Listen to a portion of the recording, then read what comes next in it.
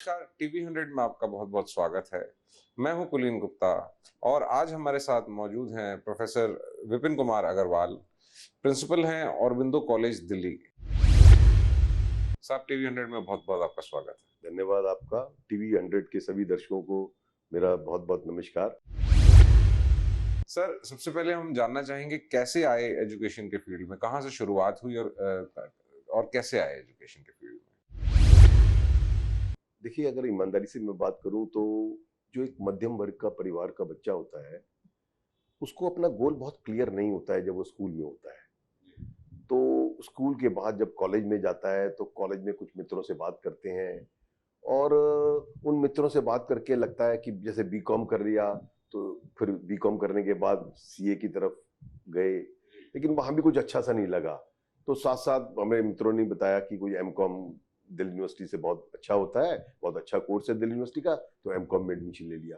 और एमकॉम में एडमिशन लेने के जो एमकॉम में एडमिशन लेते हैं उसका पर्पस यही होता है कि एजुकेशन की फील्ड में जाए, क्योंकि एमकॉम से जो सीधा जुड़ा हुआ क्षेत्र है वो एजुकेशन का फील्ड है। तो तब मन बन गया कि बीकॉम के आखिरी साल में कि हम एजुकेशन में जाएंगे, लेक्चरर बनेंगे, दिल्ली यूनिवर्सिटी में टीचर बनेंगे। यही मन में रहा, उद्देश्य था। तो फिर सबसे पहली जॉब कहाँ से शुरू हुई? किस पोजीशन से स्टार्ट पहले की? असिस्टेंट प्रोफेसर, पहले बोलते थे लेक्चरर, अब बोलते हैं असिस्टेंट प्रोफेसर।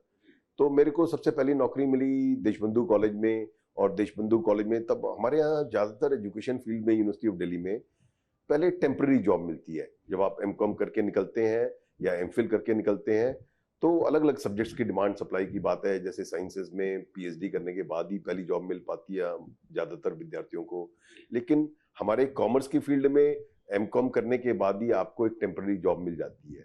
तो मैंने देशबंधु कॉलेज में कुछ साल वर्ष गुजारे, नौकरी की 2-3 साल, फिर 1 साल भगत सिंह कॉलेज में नौकरी की और फिर फाइनली मुझे अरबिंदो कॉलेज में दिसंबर 1989 में नौकरी मिली। तो वहाँ से आपने असिस्टेंट प्रोफेसर जो आप कह रहे हैं असिस्टेंट प्रोफेसर से फिर एसोसिएट प्रोफेसर बनता है, एसोसिएट प्रोफेसर से फिर प्रोफेसर। और इसी दौरान मुझे 2014 में मौका मिला, जनवरी 2014 में प्रिंसिपल की उसका, तो फिर मैंने एज ए प्रिंसिपल 1 जनवरी 2014 को अरबिंदो कॉलेज ज्वाइन किया। सर, किस प्रकार के कोर्सेज औरबिंदो कॉलेज कराता है? देखिए, हमारे यहाँ तीनों स्ट्रीम्स हैं। एक तो ह्यूमैनिटीज, बेसिक ह्यूमैनिटीज कोर्सेज हैं, जैसे बीए है, इंग्लिश ऑनर्स है, हिंदी ऑनर्स है, पॉलिटिकल साइंस ऑनर्स है। इसी तरह वाणिज्य के क्षेत्र में बीकॉम और बीकॉम ऑनर्स, यूनिवर्सिटी में बीकॉम ऑनर्स और बीकॉम अलग अलग 2 कोर्सेज चलते हैं। प्लस साइंसेज में 3 कोर्स हम चलाते हैं, BSc life science, BSc physical science और इलेक्ट्रॉनिक ऑनर्स। तो इस तरीके से करीब 3700 बच्चे हमारे कॉलेज में, विद्यार्थी हमारे यहाँ पढ़ते हैं। और ये इवनिंग कॉलेज भी है जिसमें करीब 2600 स्टूडेंट्स इवनिंग कॉलेज में पढ़ते हैं। आजकल मैं दोनों ही मॉर्निंग और इवनिंग का देख रहा हूँ। और इवनिंग कॉलेज में क्योंकि साइंस नहीं होती है किसी भी दिल्ली विश्वविद्यालय के इवनिंग कॉलेज में, क्योंकि टाइम स्पैन कम होता है, तो लैब्स क्योंकि लंबी चलती हैं, तो वहां पर हमारे पास और ह्यूमैनिटीज और कॉमर्स की कोर्स सर, तो अगर किसी बच्चे को कोई दिल्ली का हो या बाहर का हो, वो अगर दिल्ली यूनिवर्सिटी में एडमिशन लेना चाहे तो किस तरीके के मार्क्स उसको आज चाहिए? देखिए, अब सीयूईटी का एग्जाम होता है ऑल इंडिया बेसिस पर, और देश भर की ज्यादातर सभी सेंट्रल यूनिवर्सिटीज ने, स्टेट यूनिवर्सिटीज ने, इवन आजकल प्राइवेट यूनिवर्सिटीज ने सीयूईटी एग्जाम को अडॉप्ट किया है। तो अब 12th के मार्क्स पे एडमिशन नहीं होता है, अब दिल्ली विश्वविद्यालय में एडमिशन होता है सीयूईटी के स्कोर पर। और दिल्ली विश्वविद्यालय में जब हम बच्चे को कोई कोर्स चुनता है तो हम ये देखते हैं जो सीयूईटी का उसने पेपर्स दिए हैं प्लस जो उसने 12th में पेपर पढ़े हैं वो मैच करने चाहिए। कहने का मतलब पेपर तो आप ज्यादा दे सकते हैं सीयूईटी में, लेकिन जो सीयूईटी का स्कोर हमने लिया है उसको एडमिशन देने के लिए, वो उसने 12th में पढ़ा होना चाहिए, 12वीं कक्षा में।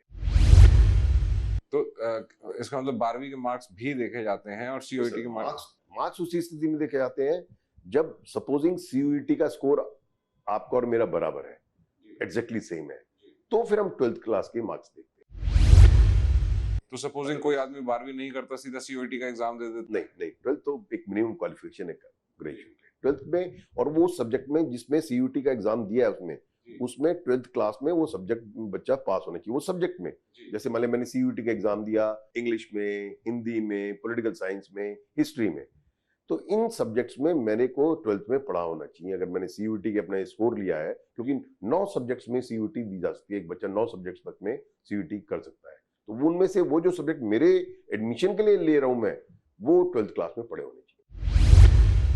सर, काफी समय से आप एजुकेशन के फील्ड में हैं, क्या कुछ बदलाव देखा है आपने जब से आपने शुरू किया था और तब से आज तक? देखिए, उस वक्त ना बच्चा बहुत कैरियर ओरिएंटेड नहीं था, उसको पता नहीं था। जैसे मैंने अपने बारे में भी कहा कि जो देश में जो इनकम का लेवल है ना, मैं बहुत सारी चीजें, क्योंकि कॉमर्स का विद्यार्थी हूं तो इनकम लेवल से जोड़ता हूं।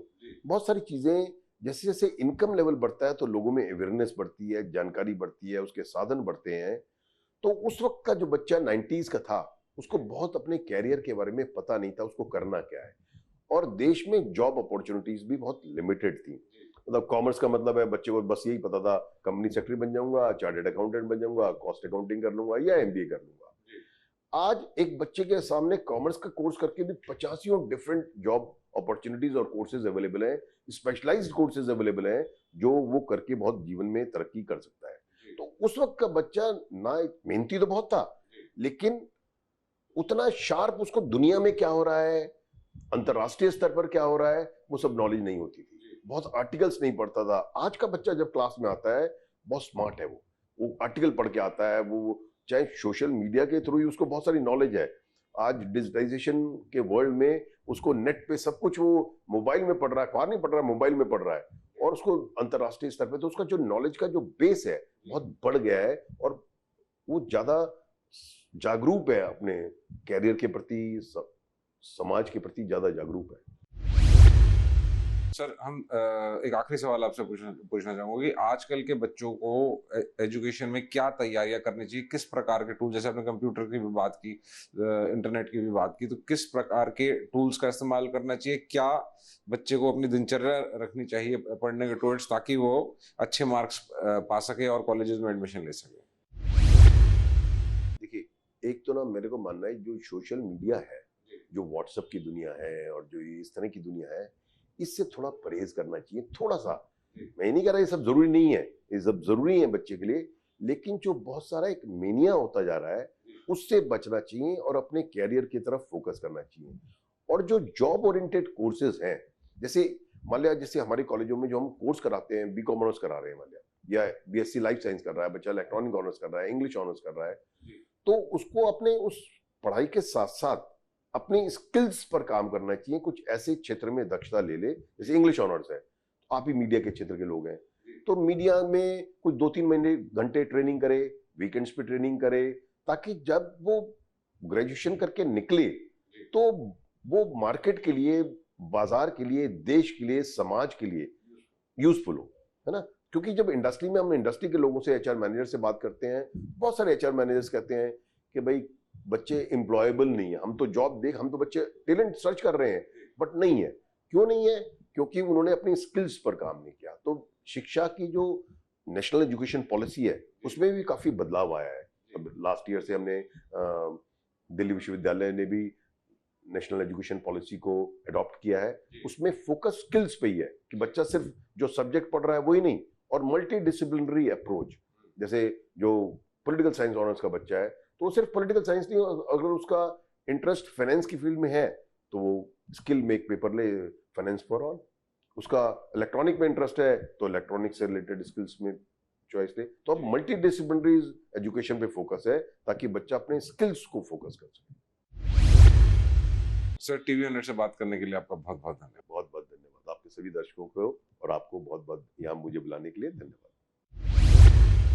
और ये थे श्री विपिन कुमार अग्रवाल, जिनसे की हमने एक खास मुलाकात।